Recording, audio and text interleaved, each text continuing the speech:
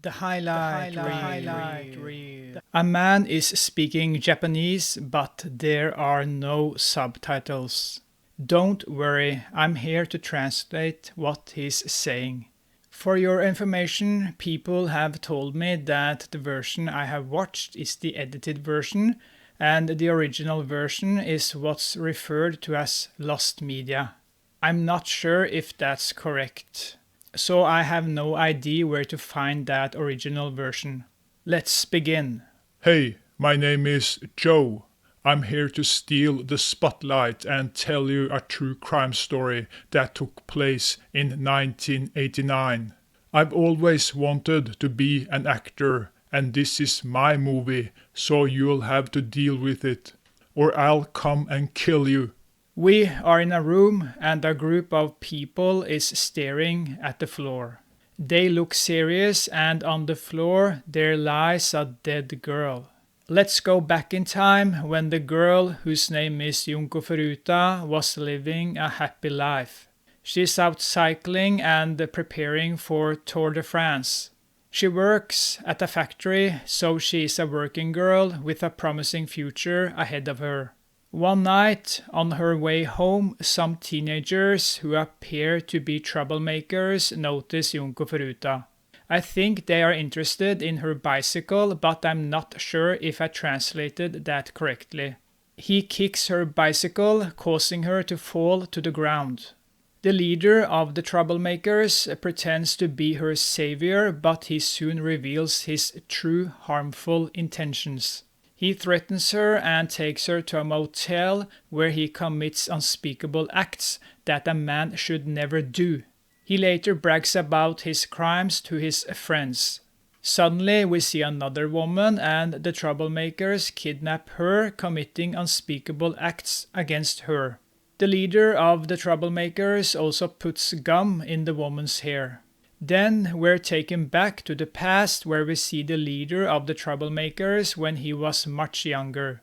His hobby was beating up his mom. Furthermore, he and his troublemaking friends vandalize a car and there appears to be a dead man inside. These troublemakers are dangerous and should be apprehended and brought to justice. Afterward, they take a break by sniffing some glue. And then we are in the present again. The leader takes Junko Furuta to meet his friends and they bring her to a house where one of them lives. One of them becomes angry with Junko Furuta. I'm not sure what happened, but as a translator, I think she said she wanted to go home.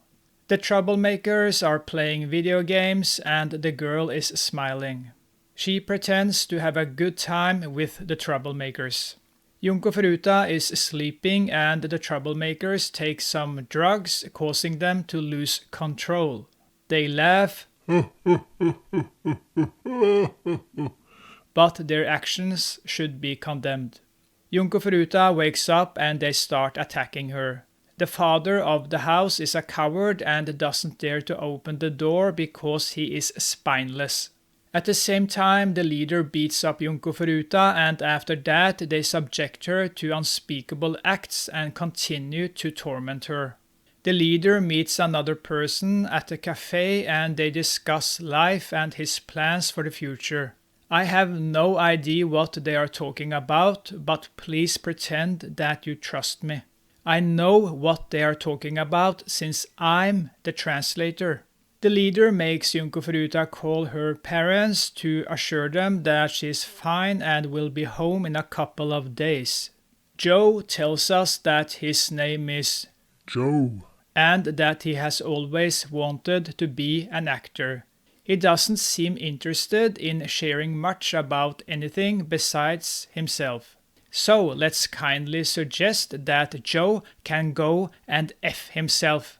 However, we see that Junko Furuta is smiling and returns home, but this is before she gets kidnapped. The leader appears concerned when talking to a taller man.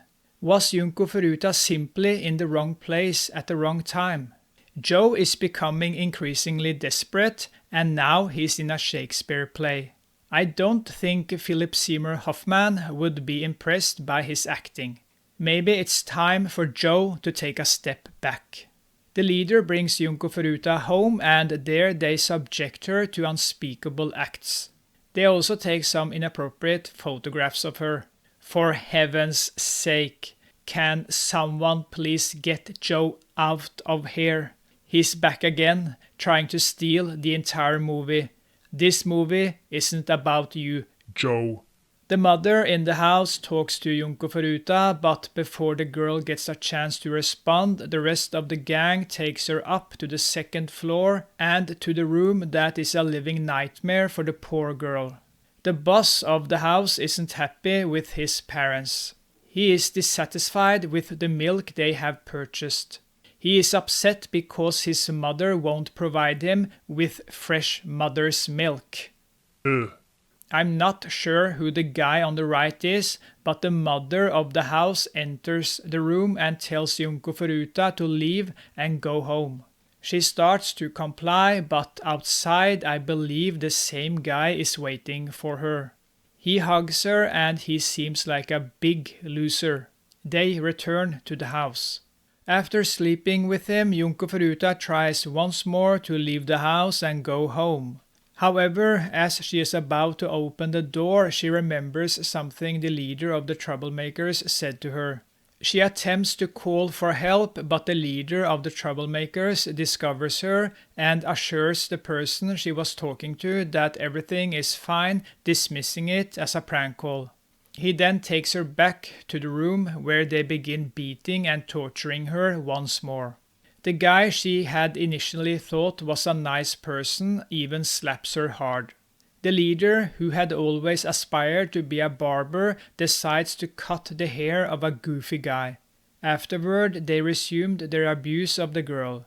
Her legs are badly injured after they set her legs on fire, making it nearly impossible for her to walk.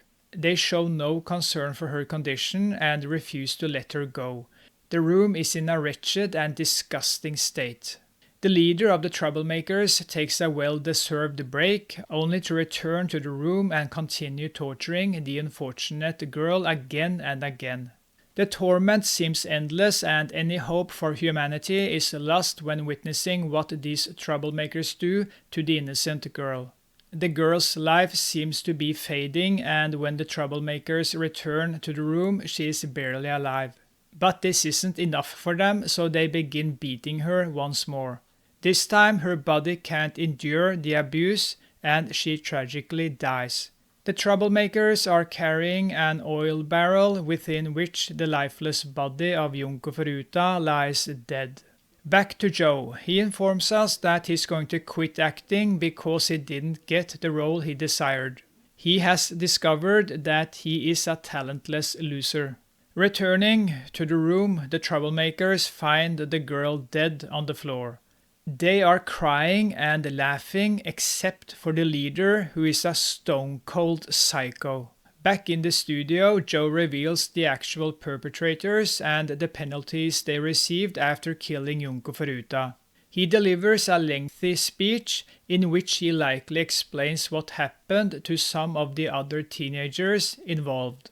However, it appears that 3 troublemakers received the harshest punishments, if you can call it that, as this murder case sheds light on the flaws within the court systems in many countries. Then we witness the troublemakers cleaning up the room, attempting to eliminate the evidence. Afterward, they sit in the room, seemingly waiting for something to happen. Subsequently, a substantial amount of text appears on the screen, possibly detailing how they were apprehended or other relevant information. The movie concludes by showing us a happy and alive Junko Furuta who had her whole life ahead of her. However, some individuals who could only be described as losers decided to play God and end her life without any justifiable reason. The end.